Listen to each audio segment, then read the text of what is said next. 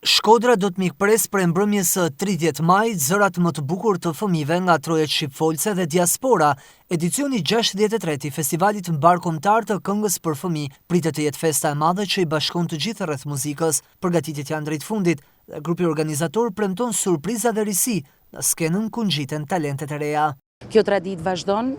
interesi çdo ditë më shumë i prindve që drejtojnë fëmijët drejt qendrës kulturore, dhe sepse ne jemi në aktivitet gjatë gjithë vitit, pra nuk është se presim thjesht festivalin për me angazhu fëmijët e talentuar të Shkodrës. Çdo festival është risi për mua, sepse po të mendojmë kena përveç të drejtës për të kënga fituese për të shkuar në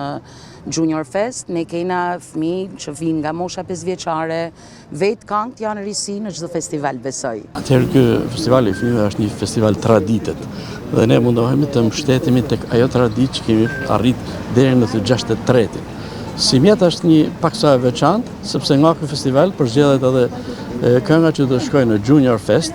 si e tillë, dhe prunët kanë më të mëdha, kanë më cilësore dhe jemi munduar që t'i ndajmë në 2 kategori, duke ruajtur paksa traditën, por duke dhënë edhe të ren që sjell juniori, pra duke përdor moshat e vogla që ruajnë traditën dhe moshat pak më të mëdha për Junior Fest. Dihet që ky është një diep kulture, dihet që nga ky festival ka dalë talente në gjithë Shqipërinë, kështu që është një përgjegjësi e jashtëzakonshme që në regji skenike të bëjë jo vetëm ato pjesën e fantazisë si një regjizore, por njëkohësisht harmonizoj artin e Shkodrës të zërave të fëmijëve me regjin skenike. Kuptohet që është një detyrë shumë e bukur, por e them detyrë sepse është përgjegjësi më shumë, por një dashuri e jashtëzakonshme në përditësimin tonë të gjitha gjërave. Pak më thellë fëmijëve, do të thotë do të jemi unë dhe një aktor tjetër,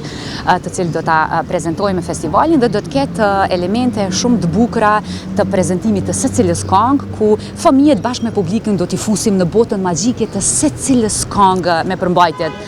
veçaveç që i kanë. Për 3 net me radhë, sheshi përpara teatrit Migjeni do të jetë i pushtuar nga magjia e fëmijëve dhe zërat melodioz, ndërsa në finalen e një qershori do të mësohet kënga fituese që si vjet për herë të parë prezanton Shqipërinë në Eurovision Junior Fest.